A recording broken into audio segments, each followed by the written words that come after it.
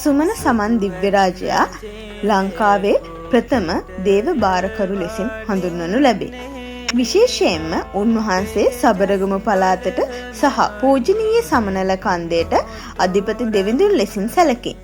ජන විශ්වාසයන්ට අනුව බුදුරජාණන් වහන්සේගේ ප්‍රථම ලංකා ගමනේ එනම් මහියංගනයට වැඩම කළ අවස්ථාවේදී එහි සුමන නම් වූ ප්‍රාදේශීය නායකයා බුදුරජාණන් වහන්සේගෙන් බණ අසා සෝවාන් ඵලයට පත් වූ බවත් එහිදී වන්දනාමාන කිරීම සඳහා පූජා වස්තුවක් එල්ලා සිටි අවස්ථාවේදී බුදුරජාණන් වහන්සේ තම කේශ ධාතු මිටක් සුමනට ලබා වදාළසේක.